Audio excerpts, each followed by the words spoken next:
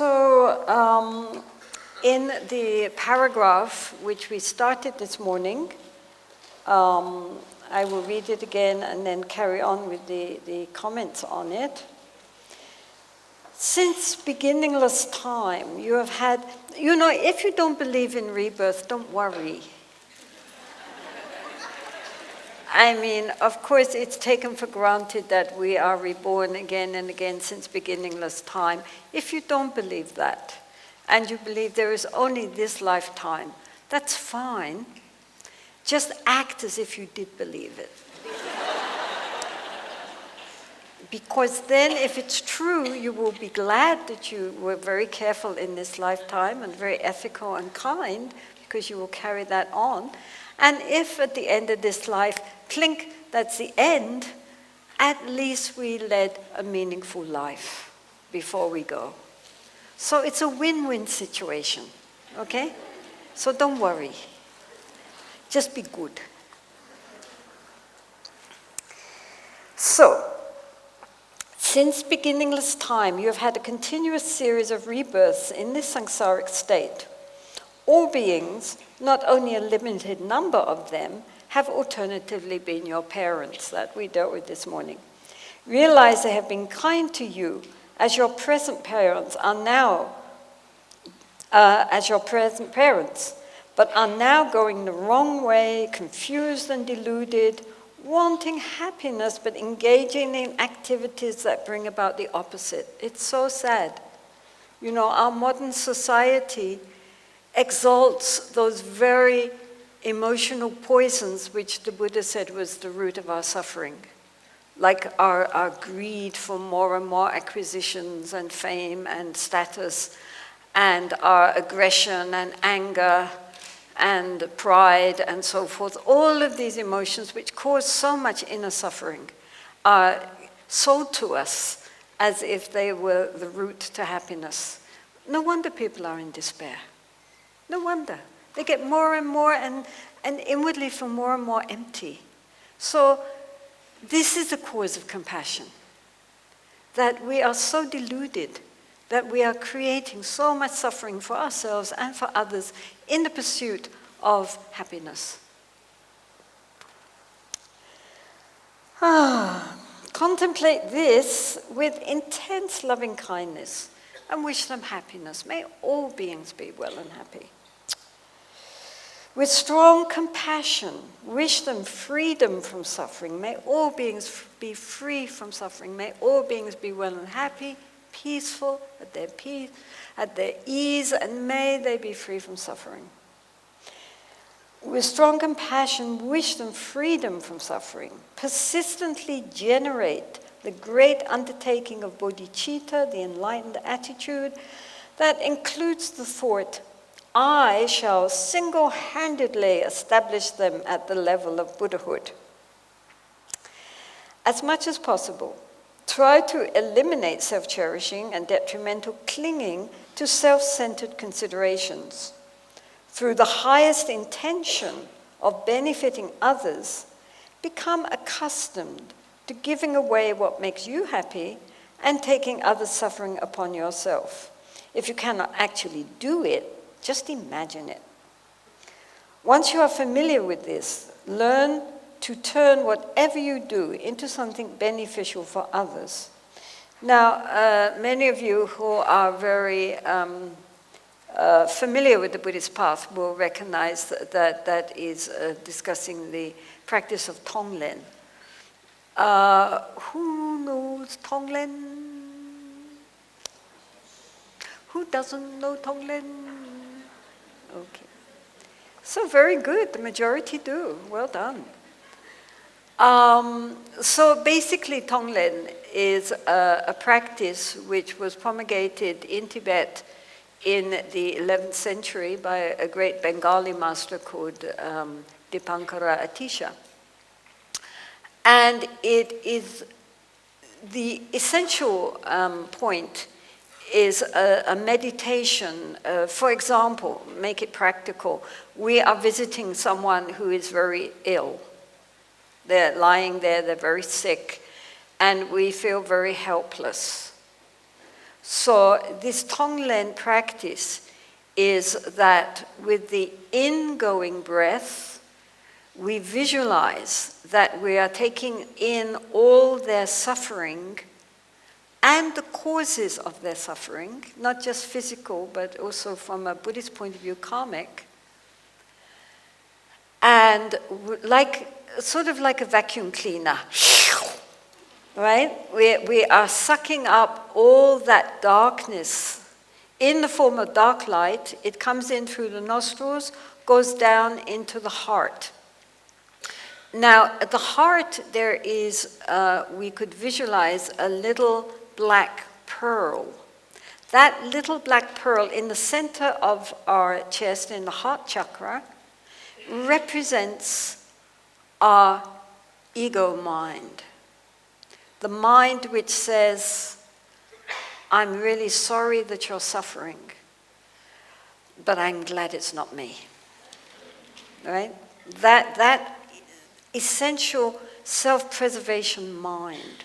So this dark energy of their suffering, which we are inviting into ourselves, strikes at this little pearl in the center of our chest, our ego, self-cherishing mind.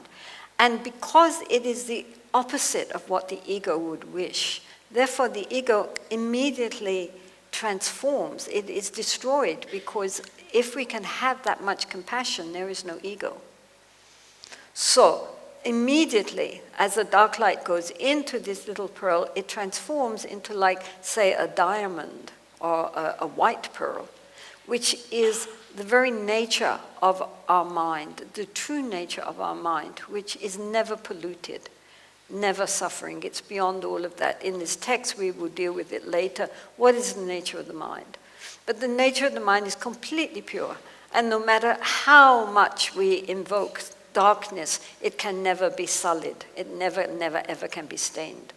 So when we absorb the dark light into that pearl of self-cherishing mind, it immediately transforms into our true Buddha nature, which we all share. Not my Buddha nature versus your Buddha nature. Everybody has the same. It's therefore compared to space. But we'll deal with that later in the text. In the meantime, this dark pearl of self-cherishing mind transforms into our true nature, which is total compassion and wisdom. And so with the outgoing breath, we send out this clear white light, or golden light if you prefer. And then that goes into the person who is sick, and you imagine that every cell of their being, or their mind, everything is completely saturated in this golden light of well-being and happiness and wholesomeness. And so with the in-breath, the darkness; with the out-breath, the light. So Tong means to send, Len means to accept. And one can do this in many situations. We don't have to even have the people in front of us. We can just think of them, or if we have a photo. Or we could also, or if people are themselves sick, then they can use themselves in the sense that, for example, if I have, say, some form of cancer, then I can imagine that all the beings in the world who have this form of cancer, may all that come to me, and may my essential well-being go to them. So we will again be like their substitute. I would be so happy if I could suffer on behalf of all these other beings. Wouldn't that be wonderful? So in this way, it's a way of reversing our natural self-defensive state of mind, to opening the heart to tremendous compassion for all beings, and wishing them that from our endless whirlpool of well-being, that we may help them. And many people who have practiced this, like doctors and nurses come in and say, well, what's happened? The whole atmosphere has changed. It's a very powerful practice for helping us to overcome our egoistic clinging, and for benefiting the object of our... And we can use not just one person, but as we become more practiced, then we can think of many, many people. We can use this in many, many ways. But the idea is to bring in the dark energy and transform it into light energy. So, the highest intention, as much as possible, to try to eliminate self-cherishing and detrimental clinging to a self-centered consideration. So this is what it does. We are being counterintuitive as far as we want to preserve our own well-being. Here we are inviting the sufferings of others, gladly accepting them if they themselves could be free. So the Buddha always compared this kind of love and compassion, again, as I say, to a mother. Because a mother, if the child is sick, would gladly give up her own well-being if that child could recover its health. I mean, just naturally, she wouldn't have to try. It would be a natural response to want to give her well-being for the sake of her child. So the Buddha always said, just as a mother loves her child, her only child, there we must cherish all sentient beings. So through the highest intention of benefiting others, become accustomed to giving away what makes you happy and taking others' suffering upon yourself. So this is this Tonglen practice. If you cannot actually do it, then you imagine it, which is what we are doing with this visualization. Once you are familiar with this, learn to turn whatever you do into something beneficial for others. So throughout the day, we should keep that mind which is generating loving kindness and compassion for others and deep empathy for the suffering of others. Wishing, if you find someone who is suffering, just automatically imagine taking that suffering from them and in return giving them our well-being. It's, sort of an automatic response to the suffering. We see so much suffering around us. We read about so much suffering. So this is a very powerful meditation in this kind of country where every day you are reading accounts of suffering, of sentient beings, not of this group or that group, beings who are suffering. May they be well, may they be happy, may they be free from suffering.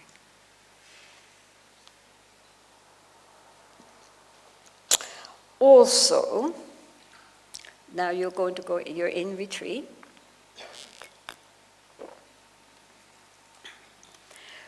You may have to deal with concrete, dangerous enemies, or with obstacles, hallucinations, and so on, created by spirits intent on disturbing you or causing trouble.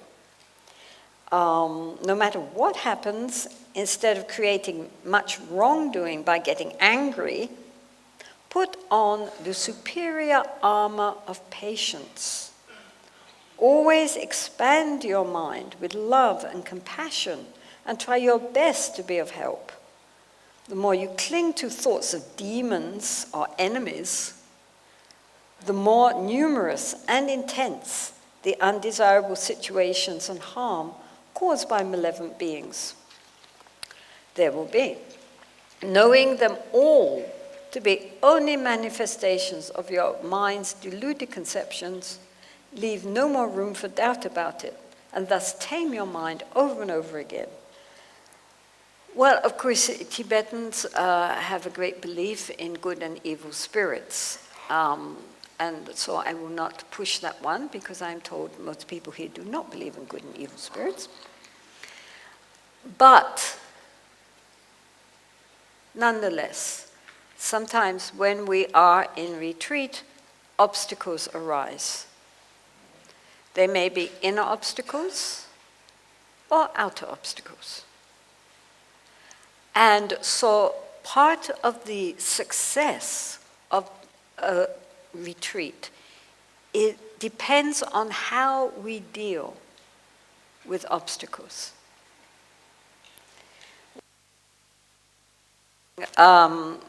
Various problems, I can't even remember what now. But anyway, I went to a Lama and was going on and on about all my obstacles. And he said, if you call them obstacles, they're obstacles. If you call them opportunities, they're opportunities. So he wasn't some kind of New Age guru. He was very, very traditional guy. But it's true. Everything which happens to us, we can take onto the path. And so therefore, sometimes when things seem the most difficult and the most negative, that is exactly the time when we will learn the most. So here he's dealing with people who create problems for us. Sometimes in retreat, we might have fellow retreatants who we have a problem with. Maybe they have psychological problems, or we don't like the way they smell or something. I mean, people are always complaining about, other people, not themselves, of course, but the others. Somebody, I remember, I haven't told this story for a time. Well, I don't know, in the Jewish, doesn't matter. Okay. Saint Therese of Lisieux was a modern French saint who entered a Carmelite nunnery when she was 15 years old. She died when she was 21, and she is the patron saint of France. Don't ask why. But she kept a diary. And one of the things she said was, you have to imagine, there were like 36 women in this nunnery. And they never went out. They never met other people. Just 36. They didn't choose all their best friends to go into the convent, right? They went into the convent, then they discovered who they were going to spend the rest of their life with. Imagine it. Already you're too many. If we closed the doors and said you're never going to see anybody else again, right? You have to have just the first 2 rows. So there was one nun there. The chapel where they prayed was all stone, so it made an echo. And the nun sitting in front of her, who was going to be sitting in front of her for the rest of her life, because it wasn't just a weekend retreat course, made strange kind of clicking noises. And they weren't regular. And so you never know when she was going to make this strange click, which of course resounded in the silence. And there was Therese, supposed to be involved in internal prayer, and she was bathed in cold sweat, waiting for the next click. And so she realized that this woman, this nun, was not going to change. And so since she was not going to change, and this situation was not going to change, the only person to change would be Therese. So she started, instead of tensing up every time they sat, she began to cultivate love for this woman. She would embroider special little bookmarks and other things to offer to her. She would offer her when they met, instead of going around another corridor to avoid her, she would deliberately meet her and give her really her best smile from her heart, not just pretending, really trying to be as loving as possible. Until this nun said to Therese, "Well, I don't know why you love me so much." And Therese thought, if only you knew. But what happened was that actually it worked. Suddenly she didn't feel that this clicking, the clicking didn't stop, but it no longer bothered her, right? Now she had become very fond of this woman, and previously she hadn't liked the way she looked, the way she walked, the way she smelled, anything about her. Now suddenly she felt this warmth and tenderness towards this woman. So outwardly nothing had changed. But inwardly, everything had changed. So she was practicing patience. And so this is the point. When we are in situations which are difficult for us, instead of getting all upset and angry or full of self-pity, and if we get angry, then it just increases the problem. It doesn't solve the problem. not only is there an external problem, but now there's an internal problem too. We have double the problem. So how, if we cannot solve the outer problem, we can solve the inner problem, which is our attitude. Our attitude to what happens to us, and especially to negative things which happen to us, people who are difficult, people who don't do what we want them to do, how to deal with that skillfully and take that very obstacle onto the path. We can do it, but it takes courage and strength. It's not a weakness. Patience, tolerance, forbearance is not a weakness, it's a strength. Getting angry and upset and wanting to hit back, that's weak. That's not strong. Anybody can do that. Little babies do that. Dogs do that. Anybody does that. Nothing special about that. But what is special is learning how to use that difficult situation to develop loving kindness, patience, compassion. That is extraordinary. And therefore it is called the armor of patience, because it protects us inwardly from the slings and arrows of outrageous fortune. If we have patience, it doesn't mean, of course, that if we are in an abusive situation, we just have to allow it to go on. We can also be, strong and deal with something which is not right. But we deal with it from the point of view of compassion, not from the point of view of anger. It can look like anger on the outside, but the inner motivation is not anger, not wishing to hurt, but wishing to transform the situation skillfully. And sometimes we have to look tough to do that.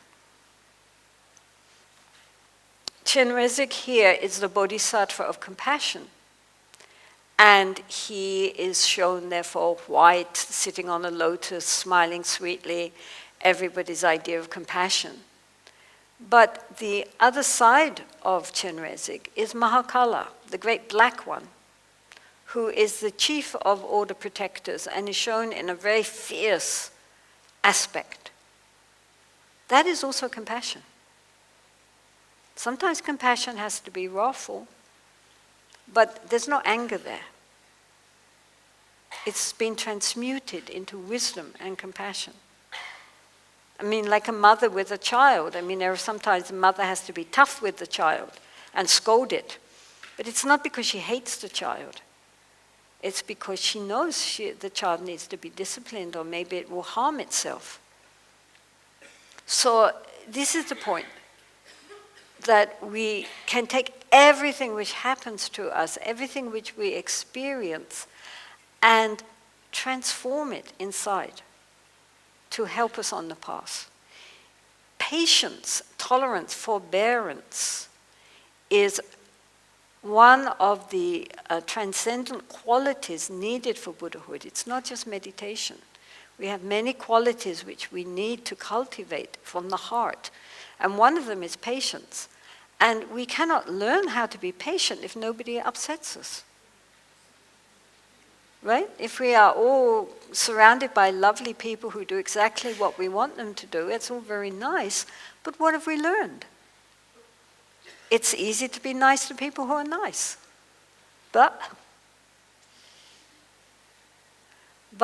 when people are not nice, when people are difficult, when people are rude or aggressive, not retaliating with being rude and aggressive ourselves, but appreciating that they are helping us, they are putting a mirror to our own mind, and that this is a wonderful opportunity to be patient. This is something which is really very important.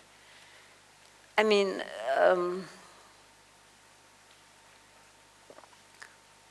we have a lot of text to get through, so I don't have much time for stories. But one was, in India, we always regard as our object of patience the FRO, that means the Foreign Registration Office of the police. where we have to go for renewing our visas and so forth. And so one time I was lining up the FRO, and the police there, some of them are okay, some of them not so okay. But, you know, whenever I go in, I think, okay, this is a Lojong time. This is the time for mind training, right? And so in front of me was standing a Western monk. And he obviously must have been applying for his visa because, you know, 3 pages of forms to fill in. And so the officer who was dealing with him said, "This line is wrong. You did this wrong." So he said, "Oh, sorry, I'll correct it." "No." And he took the thing and he tore it in half and threw it back to the monk and said, "You can fill it all out again." So the monk said, "Oh, yes, thank you. Could you give me some new forms?" And so he handed him forms, and the monk said, "Thank you very much." And then he turned around and saw me, and then he grinned and he winked. And I, yeah.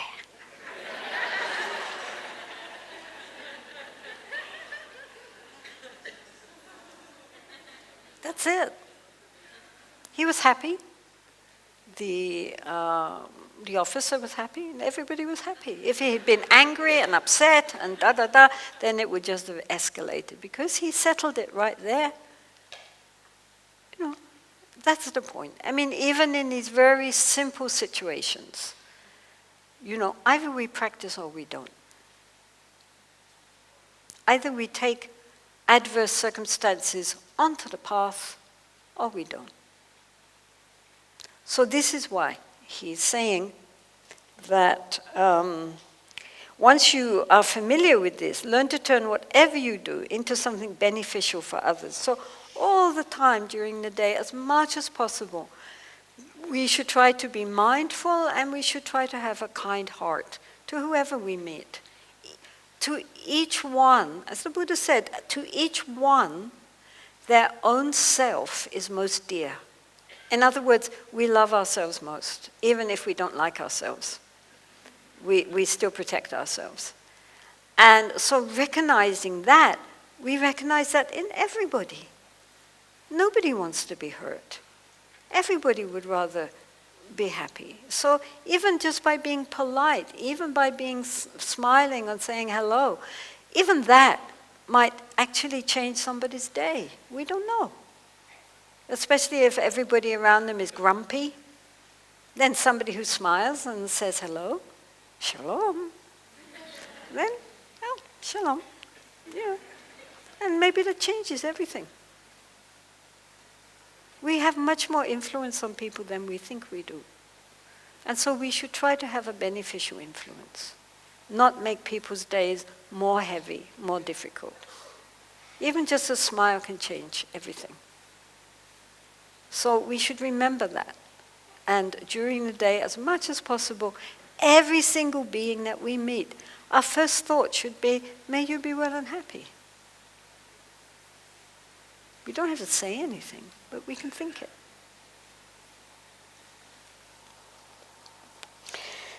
So you might have to deal with all sorts of obstacles and problems, and if we say it's an obstacle, it's an obstacle. If we say it's a learning process, then it's a learning process. It depends on our own attitude, not the external circumstances. So don't get angry, but be patient and understanding. Expand your mind with love and compassion and try your best to help. The more you cling to thoughts of demons or enemies, you know, demons means anything antagonistic to me, the more numerous and intense the undesirable situations and harm caused by difficult beings there will be. Knowing them all to be only manifestation. After all, even somebody who is an enemy has people who love them. I mean, even if they only have a dog that they love, somebody loves them. And so we might see them as the enemy, but other people see them as their dearest beloved. Who are we? It's only our mind which thinks enemy or friend. If we see that all sentient beings inherently have the possibility for goodness and they all want happiness, then where's the division? We're all just human beings inhabiting this planet. None of us actually are more special or less special than anyone else. We all deserve love. We all deserve compassion.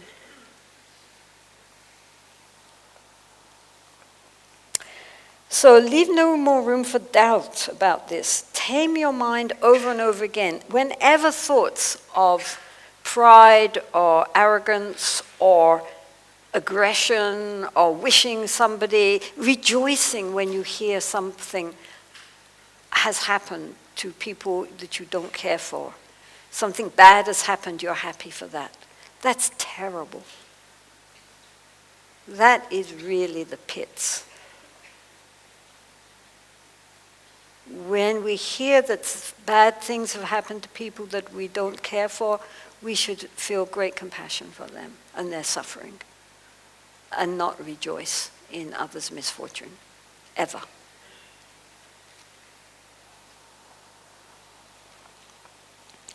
Instead of censuring people, making them unhappy by abusing or blaming them with harmful intention, regardless of their high or low status, let yourself be flooded with affection and loving kindness.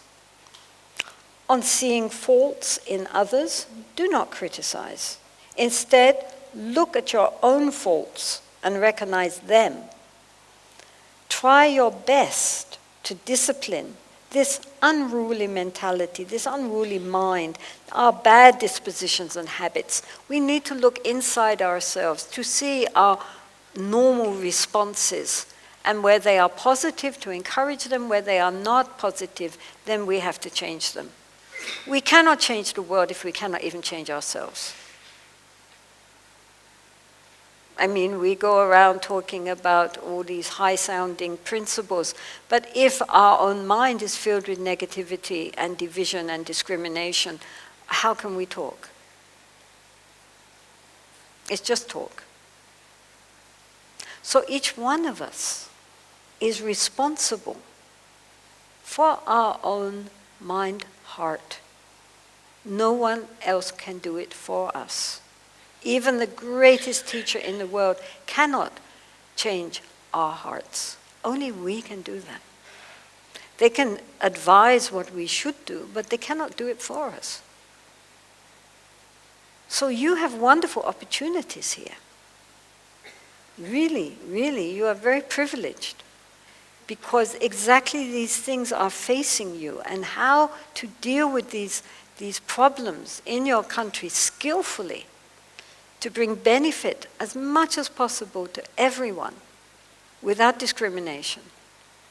This is a wonderful opportunity, because otherwise people will hear about it, see things on television, but they're not living it. You're living it. And at the same time, you're highly educated, you're highly sophisticated in your lifestyle, you are able to think things through and really evaluate what is truth, what is not truth, how much we are conditioned by our upbringing. You are very fortunate. So don't waste this opportunity. Really look at what is the true situation.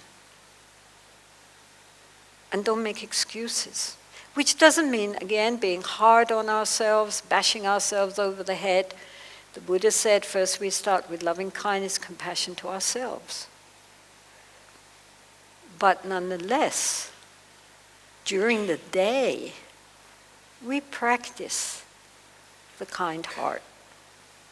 As the Dalai Lama said, at the end of the day, all we're trying to do is cultivate the good heart. That has nothing to do with religion. That has nothing to do with beliefs. That has just to do with our human potential for goodness. If we cannot even cultivate a good heart, then what? Isn't it? It's quite simple. I mean, all these people here, you have lots of people to practice on. Some people are nice and friendly, some people are not nice, some people are even rude and aggressive. They're all sentient beings wanting happiness and wishing to avoid suffering. So we wish everybody, may you be well, may you be happy. It's simple. Really, it's not difficult. The only problem is we don't do.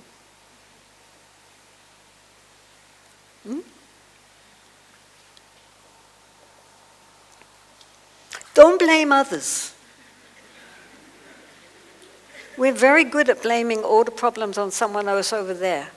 It's not their problem, it's our problem. And this is good news, because we cannot change outer circumstances so much. We can change our inner attitude.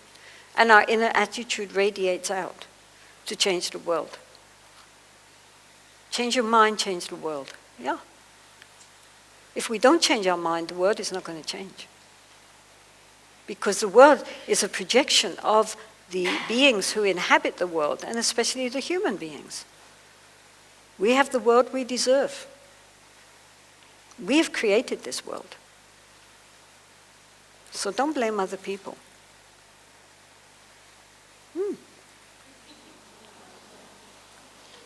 So tame your mind over and over again.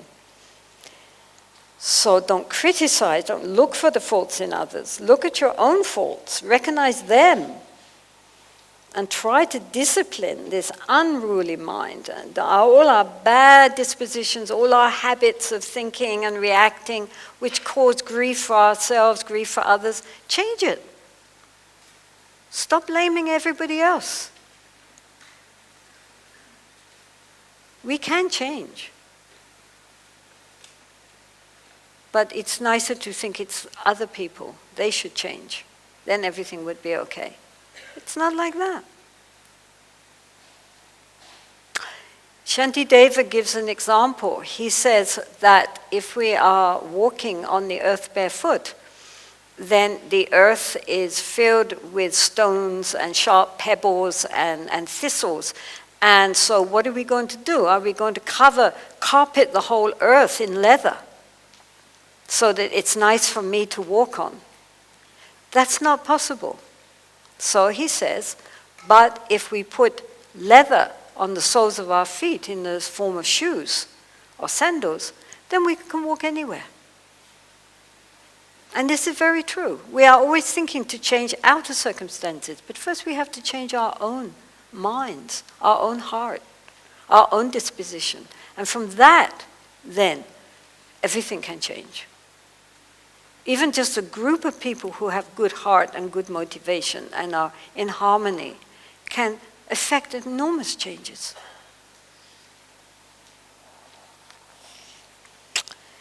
There may be certain small and virtuous actions you still cannot perform. When you see them being performed by others, such as your guru or your Dharma brothers or other practitioners, lay devotees, whoever, regardless of their position, do not become competitive or envious. We rejoice in their deeds and do your best by various means to accumulate a great amount of immaculate, wholesome actions. So when we see people doing good things, when we see people doing bad things, we should not censor them. We should look at our own mind. When we see people doing good things, then we should rejoice. We should be so happy to see people doing, when we hear even of people who are doing beautiful things, good things, whether small or big, whatever, any virtuous action that we hear about or see, we should rejoice. We should think, how wonderful. That's very important also. We not only look at all the faults, we look at all the goodness. Very important to recognize goodness. Because, as you know, the media is mostly zeroed in on everything which is wrong. And the more wrong it is, the more publicity it gets. But at the same time, there is so much goodness going on, which is not publicized, which is not front page news. But there's so much of it. Most people in their hearts are good. Well, everybody in their very hearts are good. But even in their superficial hearts are still, would rather do good than to do evil, even anywhere. Because if we do good, it makes us feel better. So therefore, if you see anybody even doing a very small act of, kindness, or even the big things of kindness, whatever, we should just feel how wonderful, and not feel jealous of them or envious of their attainment. Oh, that should have been me. That's very mean-spirited. When we see goodness, we rejoice.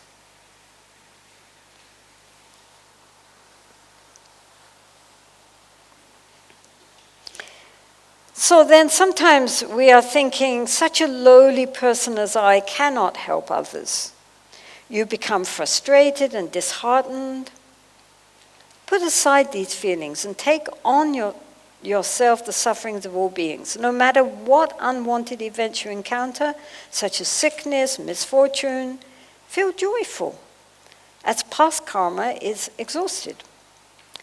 In addition, imagine that you take upon yourself all the pain and wrongdoings and obscurations of all beings. When this actually does happen, take any adversity on the path to enlightenment by means of such joyous determination. In other words, whatever happens to us, we shouldn't be downhearted. We shouldn't get dispirited. Even if we are very sick or we come across so many obstacles, nonetheless, we should have that inner strength that thinks, in a Buddhist context, we think if something bad happens, like we get sick or many obstacles come, that is clearing up bad past karma.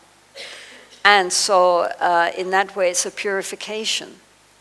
But in any case, whatever it is, whether you believe that or don't, the important thing is that whatever happens to us, we should take it as an opportunity to practice being okay about it, not getting disheartened or self-pitying, but really thinking, how can I use this situation to be of benefit to myself and of benefit to others?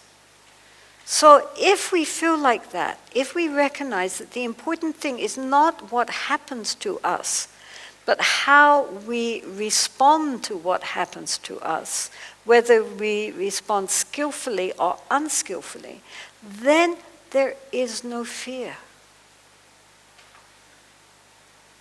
Our problem is that we are caught up in hopes and fears, hoping that everything will go how I want it to go, and fearful that it will not.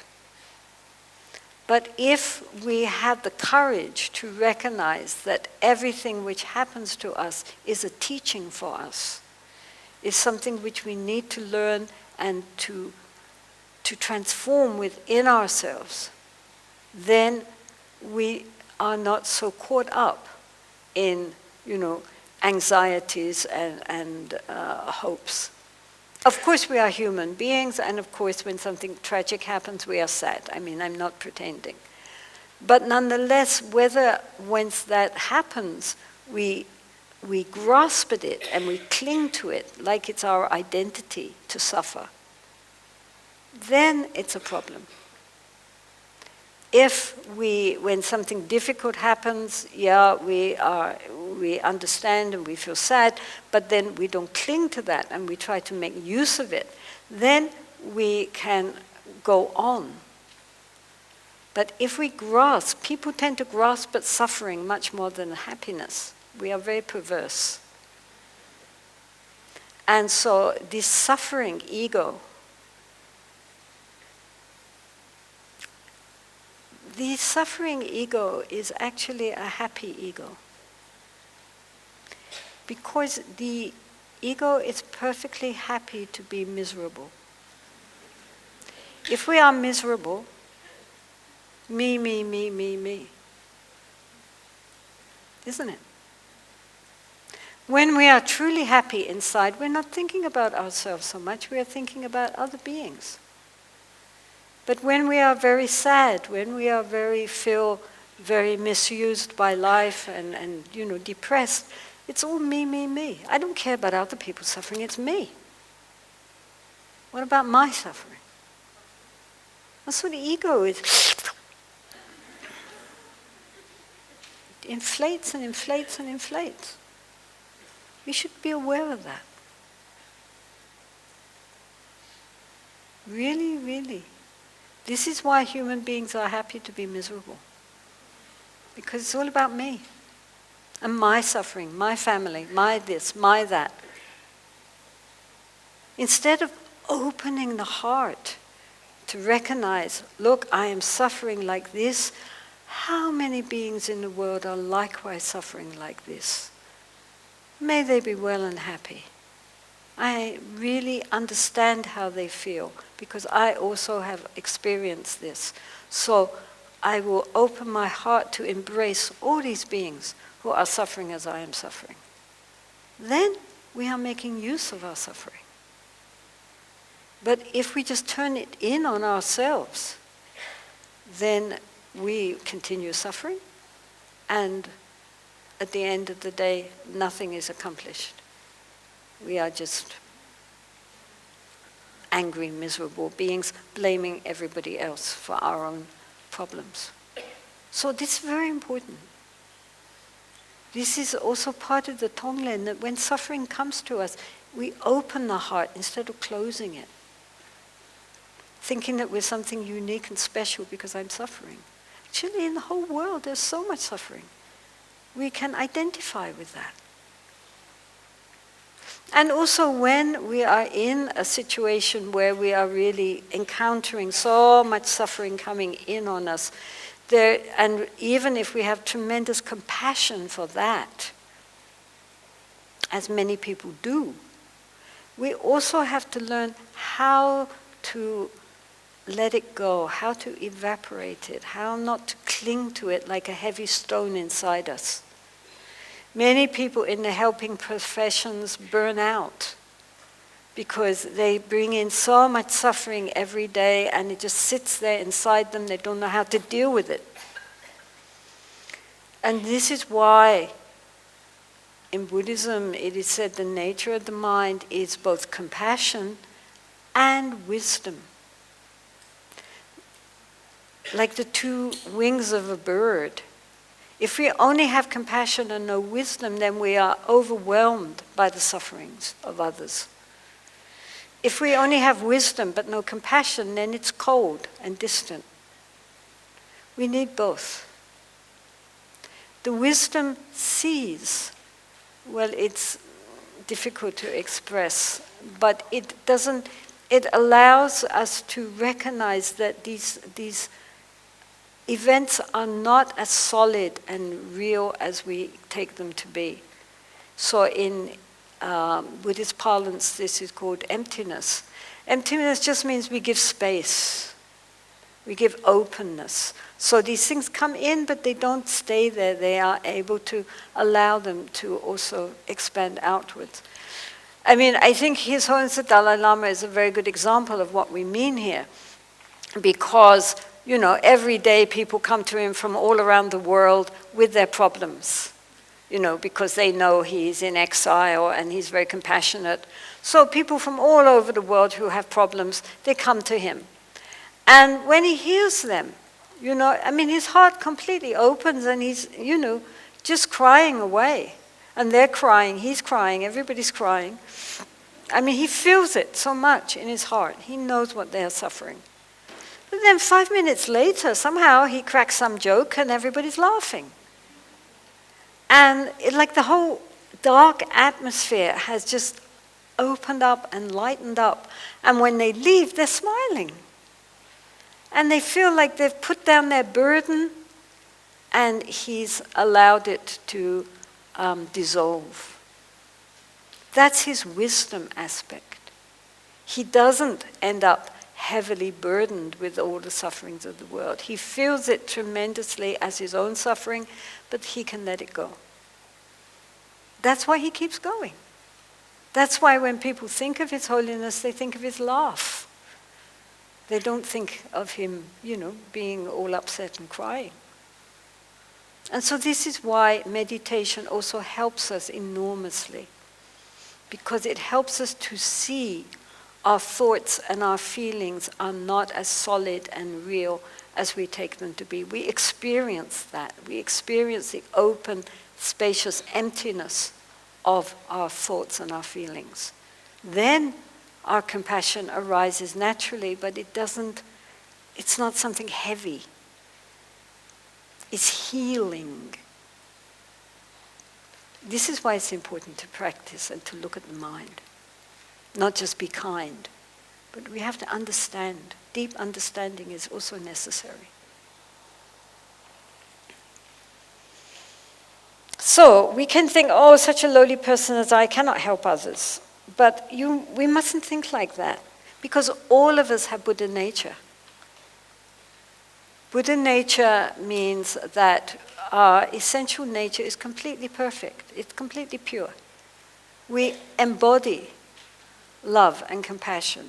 Our essential nature is empty, but at the same time radiantly spacious and clear.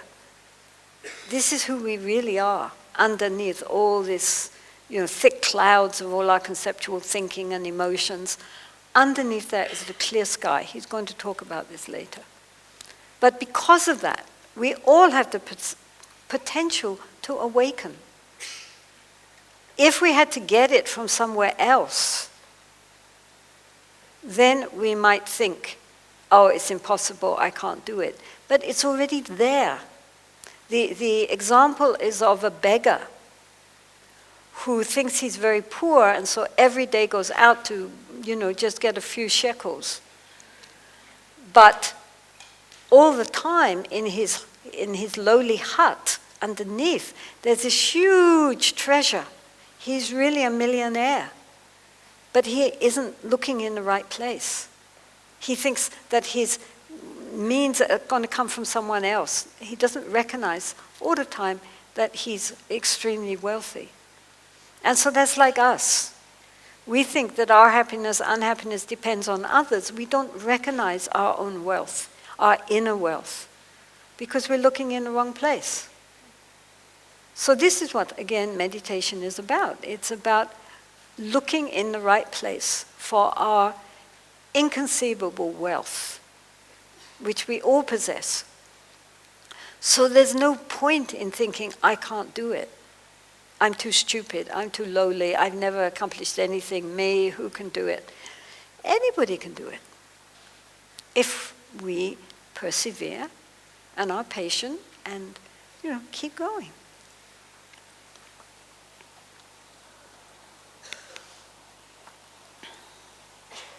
So, never let your mind wander. Ha ha ha.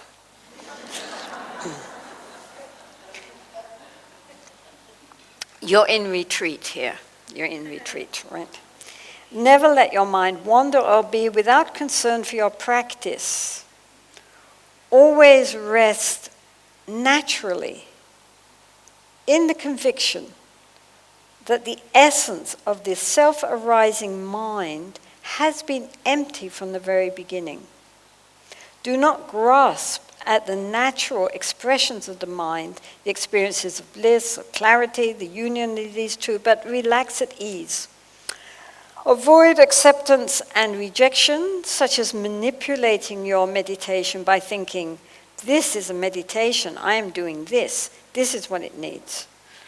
So now he's jumped immediately into the sitting meditation of Mahamudra.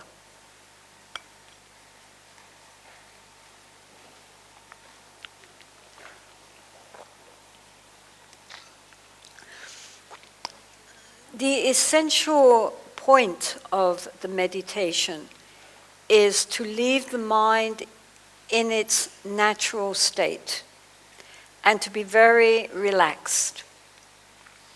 It's not the kind of meditation where you tense up and strive and put forth a lot of effort. It is about making the mind very open and spacious and aware. So he is not giving instructions here on Mahamudra. He assumes you will receive those from your own teacher. But the point with the Mahamudra is that the mind stays relaxed. We're not trying to do anything. We're not trying to get anything. We are allowing the mind just to be as it is and be aware of what is going on. So normally in Mahamudra meditations, they start with the practice of shamatha. Shamatha is usually translated as calm abiding or tranquility meditation. It means getting the mind one-pointed, focused attention, and at the same time, this calming the mind. As our attention span gets stronger, then our discursive monkey mind naturally begins to calm down. This is true in all Buddhist schools. You start by learning how to pay attention, not allowing the mind to wander in all directions, and at the same time, as our attention span or our mindfulness becomes stronger, then simultaneously the distracted mind becomes quieter. This is, as I say, a basic principle in all Buddhist meditation schools, Theravada, Mahayana, Vajrayana, whatever. The first thing we have to do is tame the monkey mind. And we tame the monkey mind by learning to develop an awareness of what is happening. And the easiest way for most people to develop that attention is through focusing on the breath. This is because we're all breathing. Normally, when we breathe, we are not conscious that we are breathing. Now we are going to give our attention to the breath as it comes in, as it goes out. This is not pranayama. It's not a breathing exercise. We just breathe normally and just are aware of the breath as it goes in. We breathe and we know. That's all. And so if what happens normally, I mean, this sounds very easy, but any of you who have meditated know that it all sounds very simple, right? I breathe, and then I know I'm breathing, and then breath 1, breath 2, breath 3. I wonder why they served that for lunch. It was really quite strange. And off we go. You know, and then after a few minutes, whoops, breath, right, back to the breath. And then a few breaths, and oh God, it's so boring. Okay, and off we go. In the past, in the future, anywhere except now. The point with the breath is that we cannot breathe in the past or in the future. We only breathe now. So it's a very skillful way to bring our mind into the present moment. If we are not thinking, oh, now I'm breathing, right, which is again a discursive mind, making comments. But if we give our full attention just to the breath as it goes out and comes in, then in that moment we are present. And when the mind wanders off, we bring it back. No recriminations, we just bring it back. Oops, mind wandering, bring it back. Goes off again, bring it back. Goes off again, bring it back. Some people find it useful to therefore count the breath. So we breathe in, and then on the out breath, 1. Breathe in, on the out breath, 2. Up to 5 or 10, and then start again. If in the meantime we break it, with minds wandering off again, start back at number one, not as a punishment, but as a way for us to see as our attention span begins to get stronger. Oh, before I could only get up as far as 3, now I've managed 5, and then eventually, it begins to get easier. The point is to relax. We're not in competition. We are just trying to breathe and know we're breathing. So that is the first stage. To be able to settle the mind. And then when we are able to give genuine attention, and it stays there for a little while, maybe a few minutes, so that our sense of what we're trying to do is not just calm the discursive mind. What we're really trying to do is to develop the ability to be aware. Normally, when we think, we are carried away by our thoughts. We are the thoughts. We get swept along by our feelings and emotion and our mental chatter like a river. We're just completely submerged and swept along. So what we are trying to do now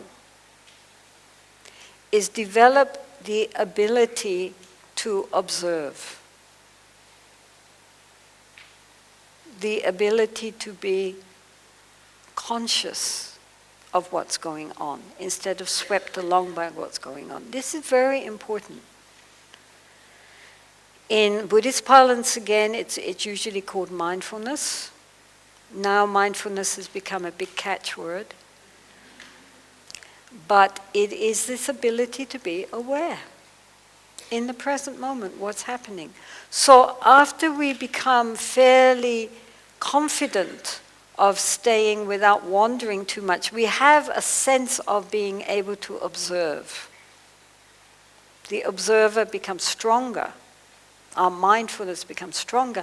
Then we turn that searchlight away from the breath onto the thoughts themselves.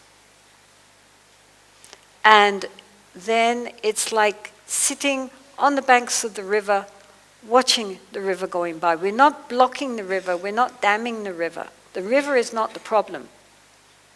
The problem is our inability to observe it. So, and our identification with our thoughts and our feelings. That is who I am. We believe our thoughts, and this is a really big problem.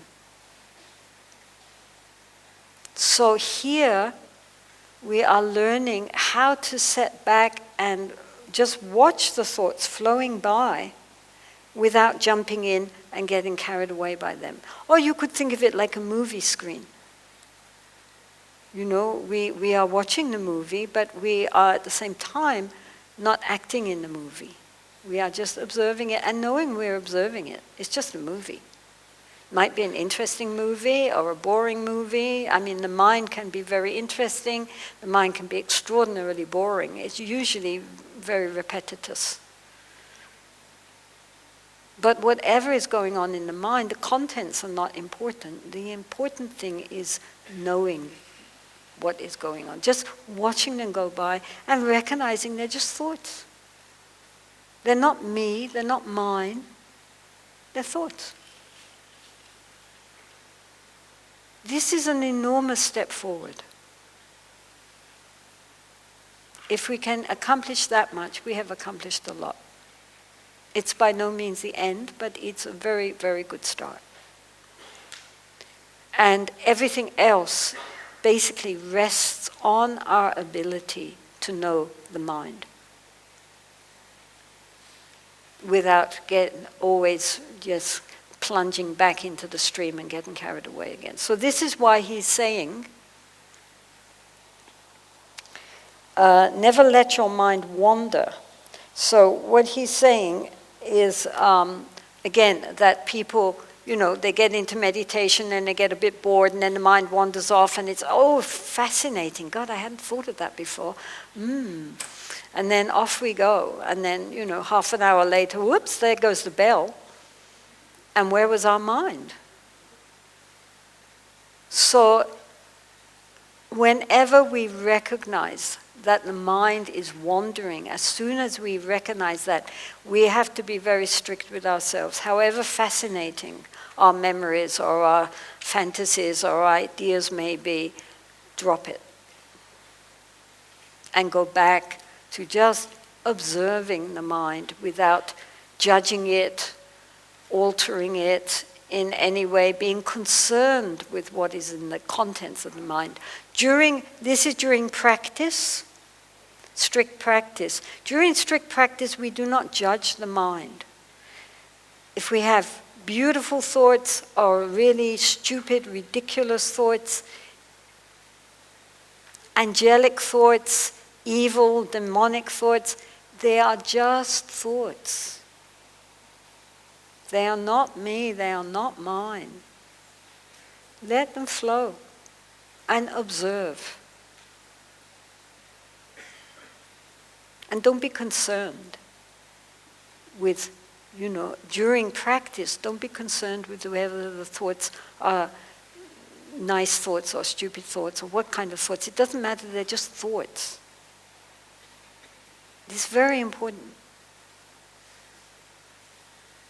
During the day, we can be more discriminating. If we see negative thoughts, we recognize them and try to change them into positive thinking.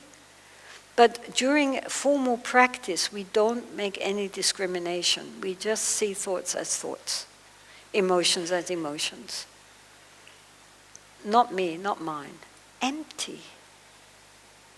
Why do we solidify our thoughts, our beliefs, our ideas? Make them so hard and intractable. And because I think it, I believe it, it's true. Obviously, if I believe it, it must be true. He might believe the opposite, but that's because he's stupid. He should believe what I believe, because I know. So like this, we can see the world is in a horrible mess because we believe our own thoughts. But our thoughts are changing all the time. They're just impulses of energy. Some thoughts are very good thoughts, helpful. Some thoughts are really not helpful. A lot of it is due to our own conditioning. People born in a Jewish society grow up Jewish. People born in a Buddhist society grow up Buddhist. We might have very different ideas, but it's because we have been conditioned. And some of those ideas are good ones if we examine them, and valid. And some of them maybe are not so good and create lots of problems. For everybody, the whole world over.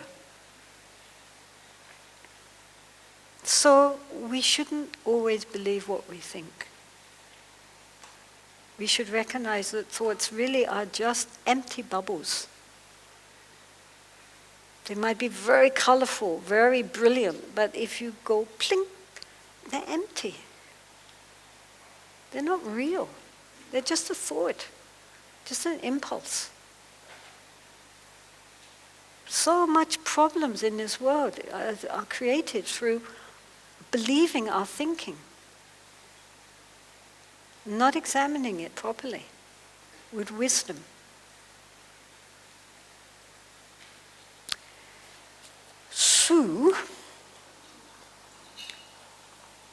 So, never let your mind wander. That means as soon as we see the mind is wandering off, bring it back. We have to be a little strict with our mind, right? Now mind, behave yourself. So, therefore, sometimes for some people to have a short session is more helpful.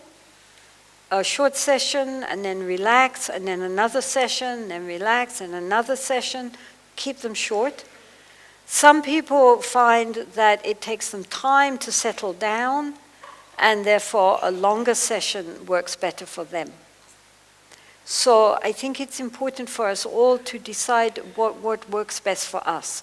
And even if we are sitting and not moving, we can again, the example is of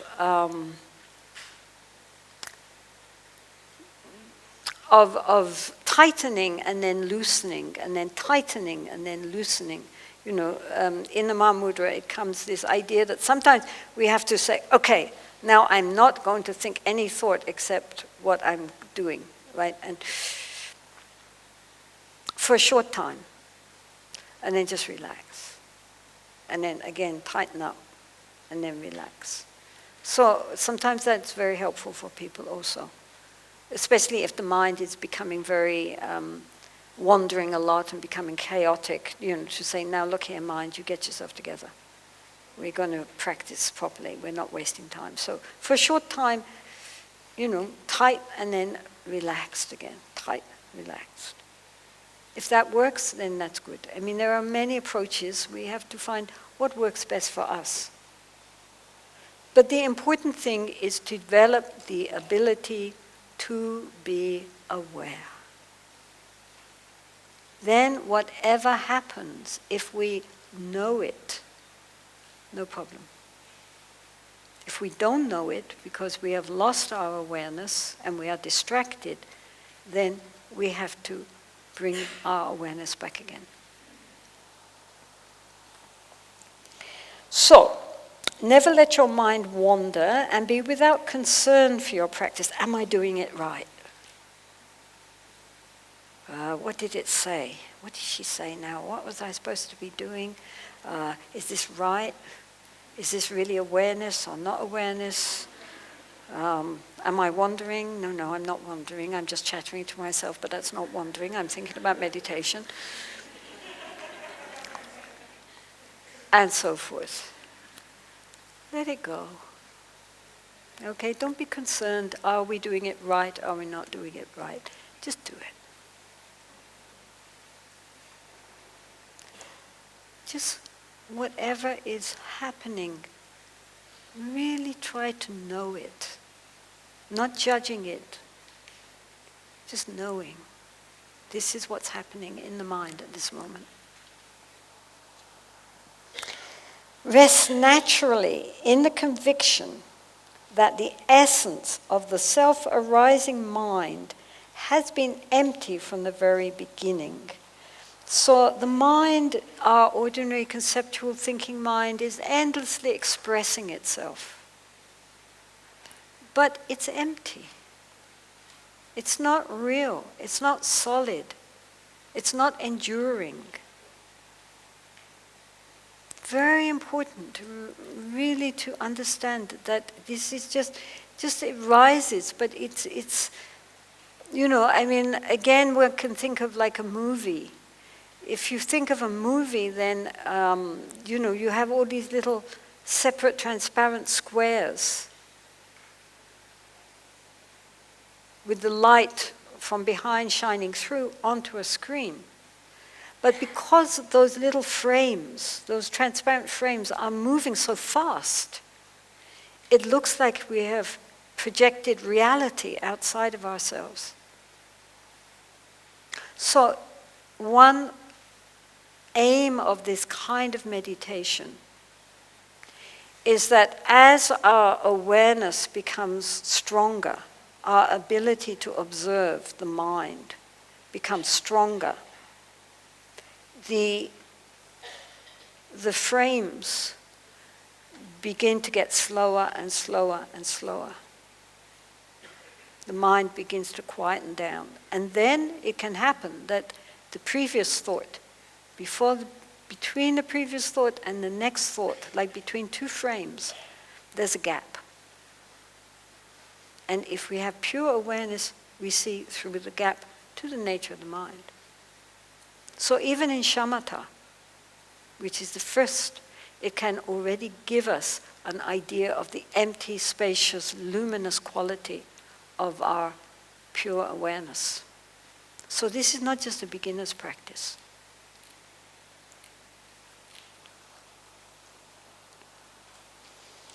So rest naturally in the conviction that the essence of the self-arising mind, our mind just keeps going, we don't have to make it come. We don't have to, manufacture thoughts. Thoughts are always coming. But they are not solid. They are empty. They are not real. They're just pulsations of energy running through the mind. So we don't have to grasp at them. We don't have to cling to them. We can observe them. Sit back and observe the river going past. Sit back and watch the movie. But we know it's a movie. I mean, in the movie, if the heroine dies in the last act, we are, but we don't go out and commit suicide. We know it's just a movie. Who is it was saying? Aileen was saying that she one Lama we know, a wonderful Lama who is the abbot of a wonderful yogini nunnery in Tibet. And he was very, he'd always been in Eastern Tibet. He was very naive. And he went to Lhasa. And somebody took him to the cinema. And he'd never been to a cinema before. So he was terribly impressed. And he was explaining to his friend the next day about this film which he had seen and how wonderful it was. And his friend said, "Oh, that sounds really good. I shall go and see it." And he said, No, you can't. He died in the end.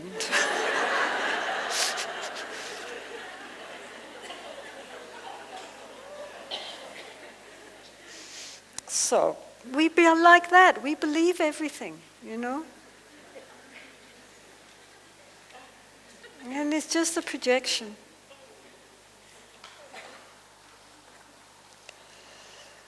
So, always rest naturally in the conviction that the essence of the self-arising mind has been empty from the very beginning.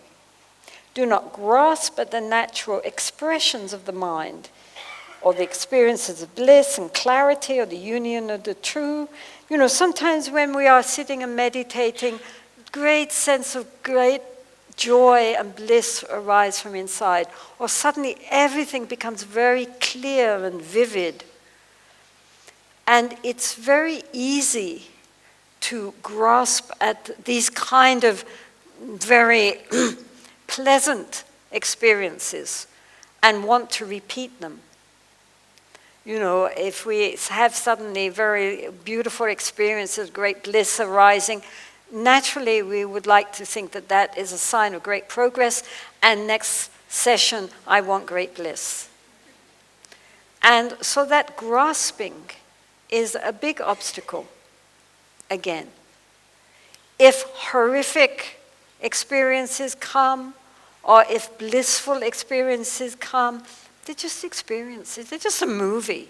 You can have vampire movies or romances, but it's all just a movie.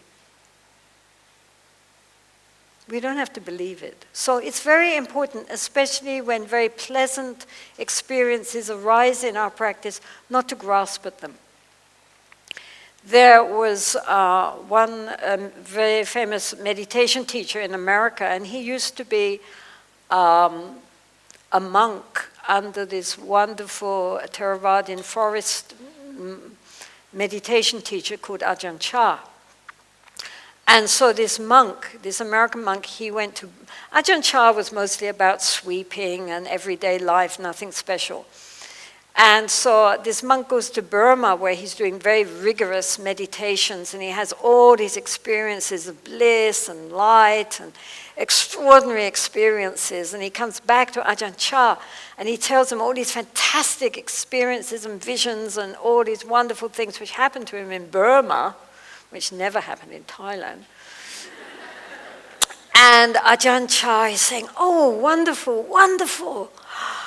More things to let go of." He was so wise, Ajahn Chah. And that's the point. Because, whatever we cling to, it's clinging. And we are trying to go beyond grasping. Right? So he says here, therefore, that do not grasp at these natural expressions of the mind, bliss, clarity, union of the two, but relax at ease. Whatever comes up, just relax and observe.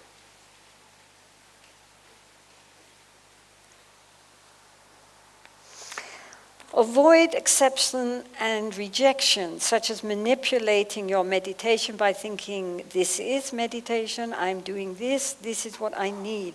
In other words, don't start analyzing the meditation while we're meditating. And rejection and acceptance means that we like the good feelings and we are rejecting any negative feelings that come up. I mean, if we consider it, like, to change the metaphor, if we consider it like an ocean, then mostly we are on the surface of the ocean. We are with the waves and the undercurrents. The waves go up, the waves go down, and we're swept along with them. Sometimes we're up, sometimes we're down. And now we are calming the surface waves. And so then our consciousness begins to go down through the surface, down deeper into the ocean. Now, what are we going to meet in the ocean? We might meet friendly dolphins, beautiful golden fish. There's some very beautiful fish there, friendly, nice. Or we might meet sharks or jellyfish, monsters of the deep. We don't know what we're going to meet down there. The ocean is very deep. So, we must not evaluate. Whatever comes up, we observe it, accept it. Whether it is fear or very traumatic memories or a lot of anger. Some people experience great rage. There they are sitting quietly and that's as we begin to release the inner energies in our subconscious. So we don't know what's going to come up. Some people have great bliss, some people have great anger, or great fear. But whatever it is, we should observe it and accept it, but don't cling. I mean, this is a whole other level, but the important thing is that whatever happens in our mind, it cannot hurt us. We are safe. We shouldn't fear, even fear itself. So in the meantime, don't be self-conscious. Am I meditating right? Is this the right way? Is that not the right way? Just relax. Just relax and observe. Do not be absorbed by a continuous state of delusion in which you are not recognizing the undercurrent of subtle wandering thoughts. Whatever thoughts of subject and object arise, recognize them. Simply recognize them. Without grasping, relax in that state of awareness. Other than this, forget about the fabricated process of struggling with remedies to eliminate the undesirable, which is suppressing something and pursuing something else. So here we are just relaxing. We are not trying to change anything or alter anything or supplant one kind of thought by something else. We are just allowing things to be how they are. In an open, spacious mind. In a spacious, open mind like the sky, black clouds, thunder, lightning, white fluffy clouds, rainbows. The sky can accommodate everything. It's not discriminating. Whatever arises and then eventually fades again. So it's important to, when we are watching the mind, to also see the subtle underlying subject-object dichotomy in the mind. Because, sometimes the surface thoughts begin to calm down, but still there are other underlying tensions and feelings there. So more and more as our awareness becomes clear, we begin to see what is happening here in the ocean of the mind. Not just the surface waves, but also the undercurrents. Slowly, slowly, slowly, we are trying to understand our mind, the levels of the mind. Normally we just exist on the very, very surface, and that's what we identify with. But once we start looking at our mind, we can recognize we cannot be the surface mind, because that's changing moment to moment to moment. Our thoughts are racing by. So how can we be our thoughts? They might be repetitious sometimes. We have pretty boring thoughts, like reruns of some soap opera. But nonetheless, because the mind is changing moment to moment to moment, we cannot identify with something which is so full of change. And then, who is observing that? Because that's the next question. If we can observe the mind, then we are not that consciousness which observes. I mean, there is a separation. So that is the next question to start asking ourselves. We're looking for reality. We're looking to find the fundamental nature of the mind. And so the first thing we come across is our tumultuous, gross thinking at the top. And then we are cultivating the ability to observe, to be aware, which is a more subtle level of consciousness. But that subtle level of consciousness is still dualistic. There is an observer and the observed, right? There is subject and object. This is what he's talking about. So, whatever thoughts of subject and object arise, simply recognize them without grasping, relax in that state of awareness. So what we are doing now, we are developing the ability to be mindful. So we start with something simple, like the breath. That helps us to develop this ability to observe. Then, when that is fairly stable and we can really experience that we are really focused on the rise and fall of the breath, and it's more or less constant now, not too many breaks, then we take that ability to observe, to be mindful, and turn it back on the thoughts themselves. So then we recognize that these thoughts are just flowing endlessly, chatter, chatter, chatter, chatter, chatter. They cannot be me and mine, because the moment they arise, they've disappeared again. But there is the observer. So there's the subject and the object. Right. So then the next stage is to drop the object and just be aware of being aware.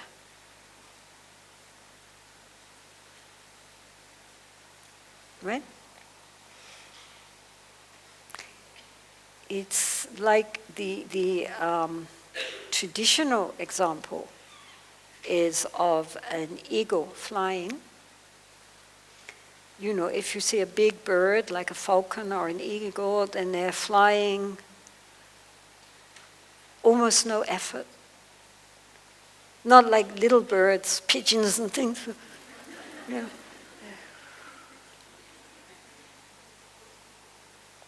But that eagle is not asleep. That eagle is totally focused. It's said to look can see objects on the ground between 6 and 10 miles. Eagle-eyed, right? Totally aware of what's going on down there. its lunch is coming up. So like that, totally awake and aware, but at the same time totally effortless. Right? Got it? Usually at the beginning, because if this happens, then we think, oh look, now I've got it. Then you've not got it, right? So in the beginning, often this sense of being open and spacious, with just aware of being conscious of being conscious. Usually we're conscious of something. Now we're conscious of consciousness. We just know, without knowing any one thing. There's that quality of knowing. So that, usually, it takes time to really be able to rest in that for any long periods of time. But it's a bridge to an even deeper level of the mind. So, whatever thoughts of subject and object arise, simply recognize them. Without grasping, relax in that state of awareness. Other than this, forget about the fabricated process of struggling with remedies to eliminate the undesirable, which is suppressing something and pursuing something else. At this time, we just have to be aware. There's no worries about good thoughts, bad thoughts, transforming thinking, or applying an antidote, or any of that. There's just this open, spacious awareness, which we don't have to do anything to, because if we do, then we've already lost it. It's just there.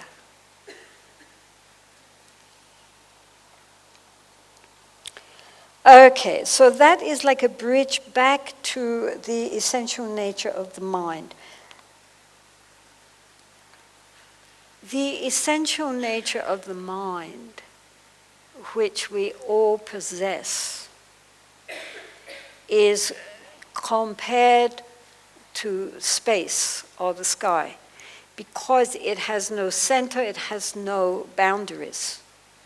It's not my nature compared with your nature. Space is indivisible. For example, if one said to you, well, in this theater, what was there? Then you will say, well, there was a platform and a table, and there were chairs, and there were people, and there were lights. But really, there is space. If there was no space, none of these other things could exist. We only can be here because there is a space to be here. And at the same time, even these solid objects are space on an ultimate level. So where is space not? I mean, you are here, you come to this theater today and you find your seats, and then you go out and then you come back in, and then someone is sitting in my seat. That's my seat you're sitting in there. And people really come to fisticuffs over that. But we are all breathing in and out the same air. I cannot say, excuse me, this is my air, you can't breathe my air. Even deadly enemies facing each other are breathing in and interchanging at a very intimate level, because we're breathing in, taking down into our lungs, taking out. So this is a good example for the nature of the mind, in that it's indivisible and it's not owned by anybody. At the same time, the nature of the mind is not just space. And the other good thing about space, as an example, is that you can't grasp it, you can't see it, smell it, touch it, taste it. And yet, it's all around us, everywhere, right? But we can't grasp it.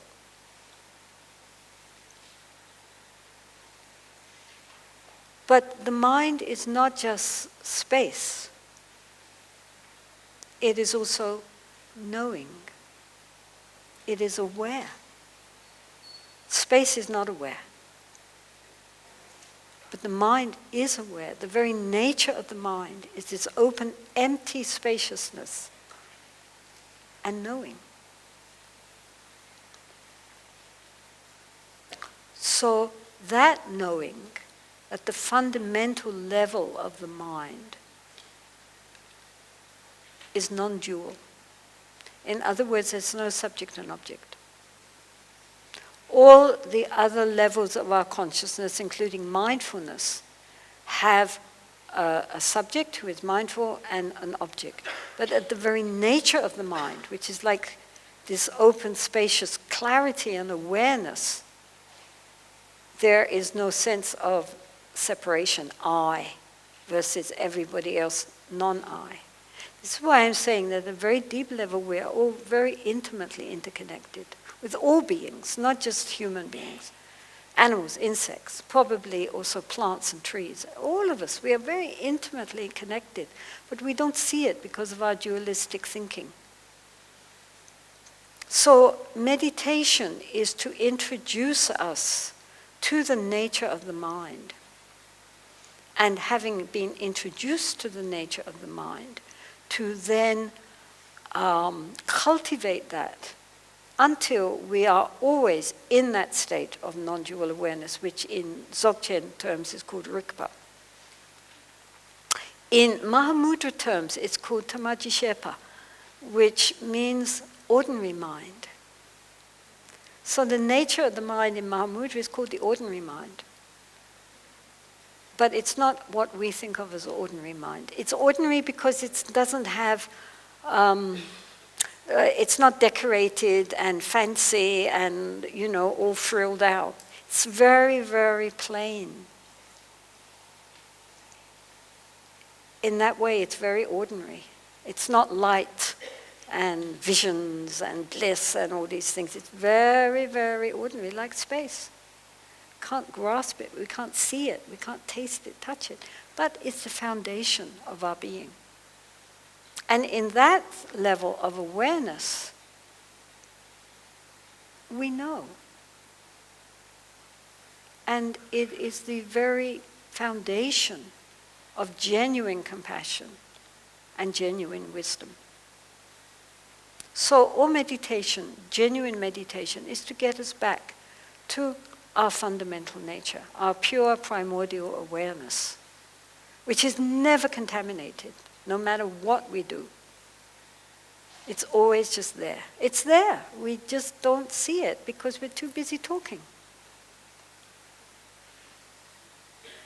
So Mahamudra, Dzogchen, and most practices are really, the Mahamudra practice is to relax the mind at ever deeper and deeper levels so that the nature of the mind reveals itself. You can't do it by effort, because who is making the effort? I am making the effort. But it's the I which is the problem. And all genuine spiritual traditions, not just Buddhist, Judaism, Christianity, Islam, any Sufis, they all recognize that our true nature is obscured by what they call the small self. This sense of I is obscuring our innate divinity in theistic terms. They all know that. And so all their practices of the mystics in all the traditions is about how to overcome the small I so that we can open up into something so much vaster that normally is covered up and we don't recognize. So this is the Buddhist approach. The Buddhist approach is through meditation on the mind and recognizing, letting go of layer after layer of inattention until the mind is open, spacious, and completely aware, completely awake. This state is not a state of blanking out. It's a state of waking up. It is compared to when we are in a dream state. We believe our dreams. We think that what we're dreaming is real. If it's something frightening, our heart beats. If it's something pleasant, then we feel joy, and so forth. While we're asleep, we believe our dreams. The moment we wake up, we recognize, that was just a dream. And we think now we're awake. But to those who are genuinely awake, who are genuinely enlightened, they say, this is still just a dream. And so our ordinary conceptual thinking mind is compared to a dream, an illusion, a mirage. You could say a movie. We think it's real. But it's still just an illusion.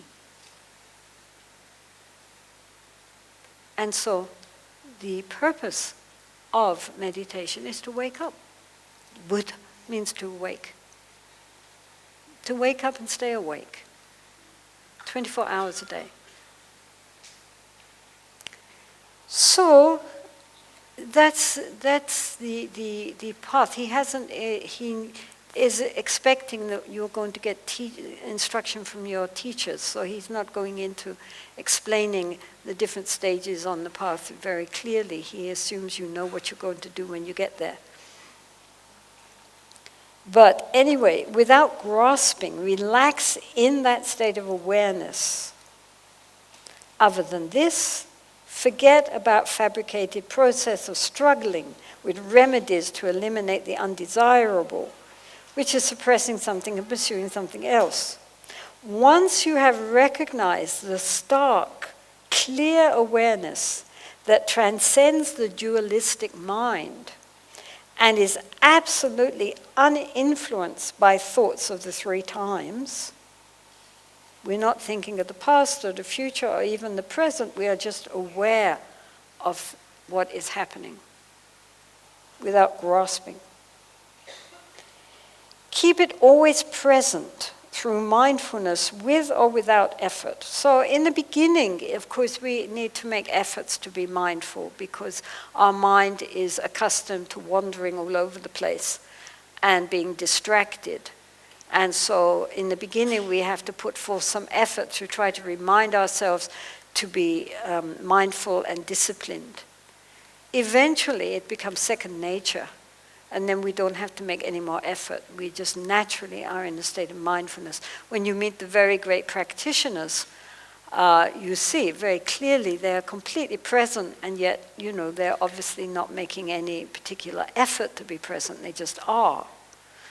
And so everything that they do seems, even just picking up a cup of coffee or tea, seems meaningful just because they are in that state of complete open, spacious awareness at all times. But it doesn't make them kind of zombie-like, I mean, it sounds like... It's not like that. I mean, these lamas are very energetic. They're running around all over the place. I mean, the Buddha himself after his enlightenment, he spent 45 years wandering around Northeast India, talking to everybody and organizing his community and so forth. He was very active. He didn't just sit under a tree the rest of his life. So, also with these great practitioners, where their lamas are just ordinary people, they look like ordinary, but they're not ordinary. You feel it. There's something about them which is not ordinary. But one cannot always put one's finger on it because, they're not carrying a little sweatshirt saying, I am enlightened.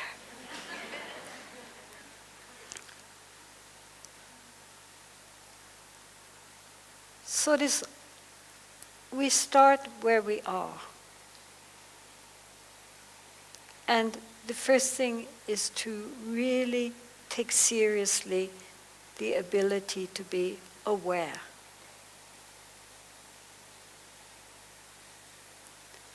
Everything which we receive, all the impetus which we receive through our 6 sense doors, that is our eyes, ears, nose, taste, touch, and mental door, everything which arises and has impact on our sense doors is immediately, there is an automatic response of like, dislike, or indifferent.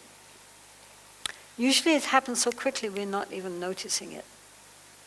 Mostly things just slide through us because we have so much impetus coming, especially through the eyes, that we don't have time to register what is happening. And so some meditation techniques are for slowing everything down so that we become more conscious of what's actually happening. But anyway, normally everything which we see and hear and taste, touch, there is an immediate reaction of pain, pleasure, or neutral. And so that's how it is. That doesn't matter. But if we are not aware of that, then what happens is if it's a very strong impetus, we grasp at it. And then if it's something like something pleasurable, then we start to, feel greed comes up, grasping, desire to possess, and so forth. Or if it's something unpleasurable, then we feel irritation, annoyance, rejection, and even anger. These all start with just a little spark. But because we are unaware, it becomes larger and larger and larger until it overwhelms us. So these are the essential 3 poisons right there. Desire and aversion and this basic ignorance or delusion, which comes through our apathy about not caring one way or another. So we need to be conscious of what's going on in our mind. Not just when we're sitting in retreat, but during the day also, as much as possible, to really be aware, observe the mind. And especially during the day, in our everyday encounters, then when a negative thought comes up, to be aware of that and change it. When there is a positive thought, to encourage it. This is, he's talking about when we're in formal retreat, where we don't touch the contents of the thoughts, we just observe them. But during the day, it's very skillful. If we have a lot of irritation, annoyance, anger, to look at that and apply an antidote such as patience, loving kindness, compassion, or just seeing it. Look, right now I am angry.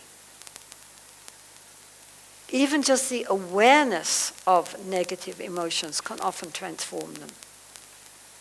Normally we're not aware, and therefore we're carried away. If we are aware, then we begin to take control over our own mind. Otherwise we're slaves of our minds. Whatever is in the mind, along we go. And our mind is not a kind master. It leads us into all sorts of problems and troubles. So it makes sense, since we live in our mind, to be the one who is in control of the situation. Why should we be slaves to our own mental processes and our own emotions, swept up and down on the ocean? Now up, now down, now up, now down. We need a boat. And the boat is mindfulness. One time I was in Malaysia, and they had a t-shirt. It was a very nice t-shirt. We should really get someone to draw another one. It showed big waves. And on top of the waves, this was Malaysia, was a surfboard. And on top of the surfboard, sitting cross-legged, was a meditator. And underneath the slogan said, "Riding the waves of life, be mindful, be happy." That's a nice t-shirt. So the key to learning to understand the mind and to becoming the masters of our mind instead of the slaves is our friend mindfulness. Because that is what is, we just have to be more aware. What is happening not just outside, but inside. Because that's where everything transforms. Inside. If we are really conscious, if we are really mindful, then everything changes. We don't have to do anything, it changes. This Australian monk called Ajahn Brahm, he has invented a new word, kindfulness, which is beautiful. It's the combination of mindfulness and being kind. If we can just be kindful during our day, that would be an enormous step forward. And we can all try to be kindful. More conscious and present with an open heart towards all beings. Everybody can do something. It's not based on our particular beliefs. Right? I mean, just to be more aware, more present, and with a good heart, that doesn't no particular religion about that, or non-religion. It's just how to be a better human. So all of us can do that. We can all try the best we can to be kindful. And it helps to have times for formal sitting. It does help, there's no doubt. We are trying to learn a new skill, then we need to have, good guidance and definitely set apart time for practice. Recently we were in Latin America, and we were among the countries we visited was Brazil and Argentina, who are football mad.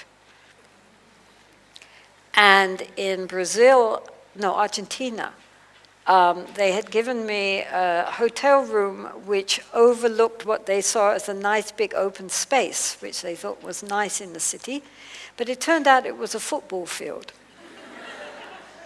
So from early morning, 5 o'clock in the morning till midnight, there were teams out there, often many different teams, practicing. It was pouring with rain. It was miserable weather, cold, rain, pelting with rain. They were all out there practicing kicking a ball and falling all over the place. You lung for it and then you fall over and roll over and you're completely covered in mud. They loved it. And I thought, if they can put so much effort into something which is essentially so useless, and yet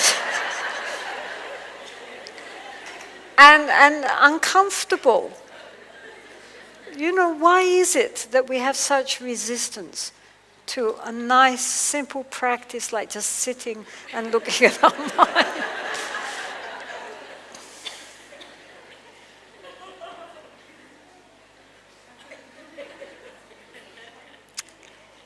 Oh, well.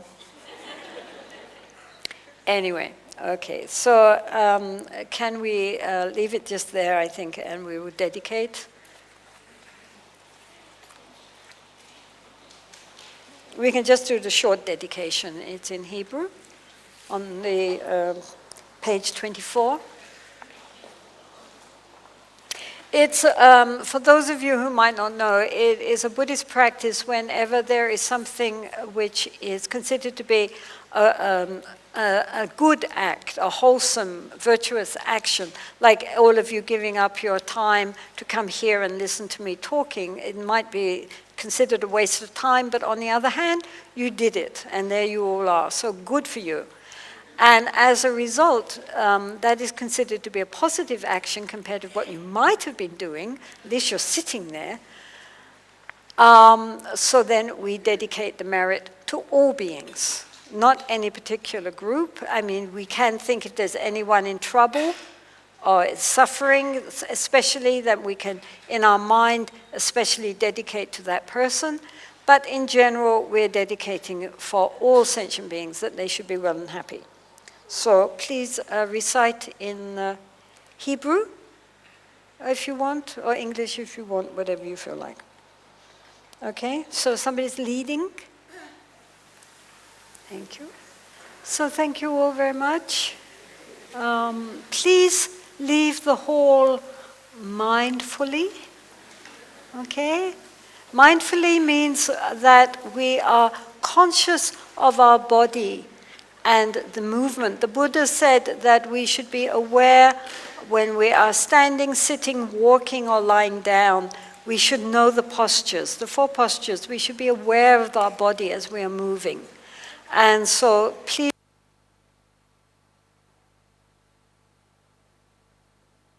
in any situation, also try to be aware, if you can, of the mind at the same time. If you can't do both, then in the beginning, concentrate on the postures, because that's easier, right? Just when we're sitting, know we're sitting. When we're standing, we know we're standing. When we're walking, we know we're walking. When we're lying down, we know we're lying down. That's not difficult. But normally we don't do it. While we're walking, we're thinking 1,000 other things. The one thing we're not thinking about is that we're walking. While we're drinking a cup of tea or coffee, we're thinking 1,000 things. We're not thinking about the taste and the action of drinking. So it's to settle the mind back into the present moment. What is actually happening in this moment? Well, what is actually happening is you're going to stand up and you're going to walk out. So try to be aware of that, okay? Okay? Great.